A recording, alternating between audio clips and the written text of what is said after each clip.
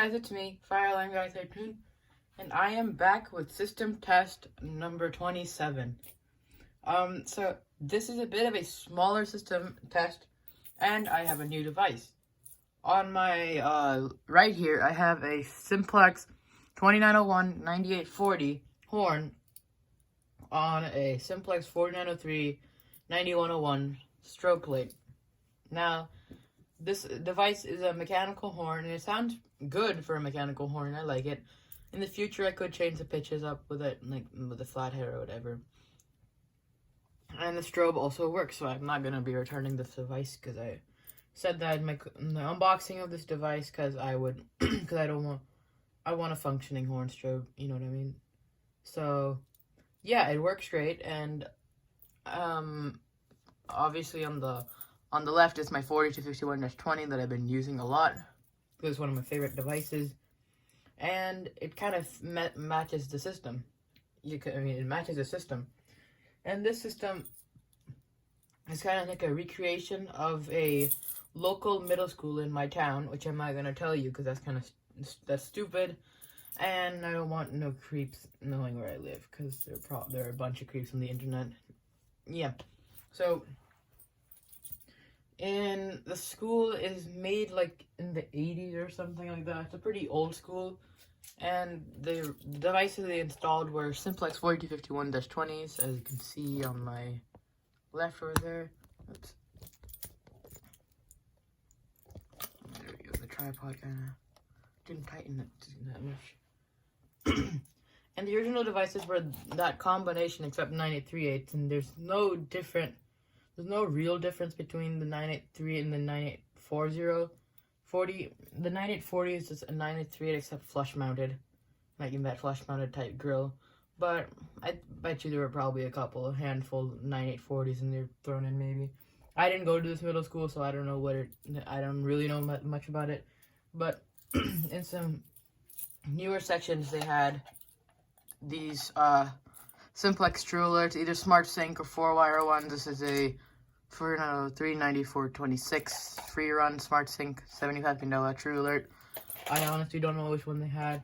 I honestly don't know if they had addressable device.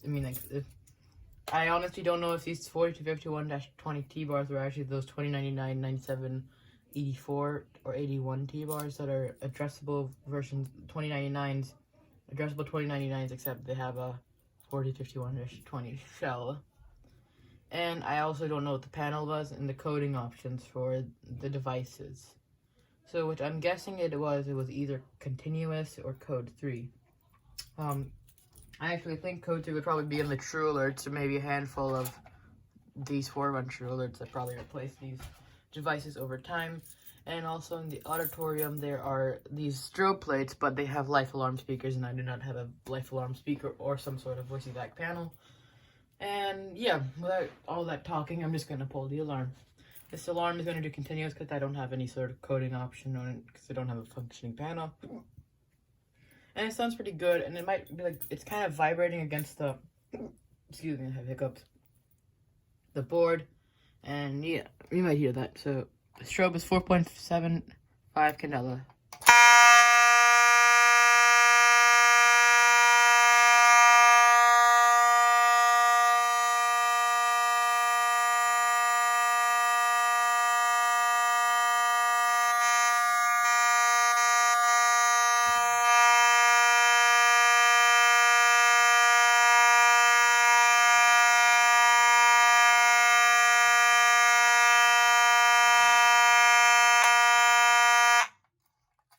Alright, as you see, I reset the pulsation, and yeah, and the strobe was a bit slower, but since you can't hear the strobe, it kind of has a capacitor. It has a capacitor, obviously, but if I go a bit closer to the device, you can hear like the winding of the capacitor.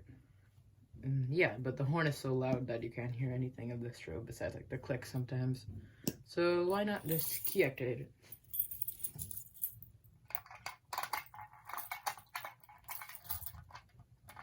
Three, 2, 1.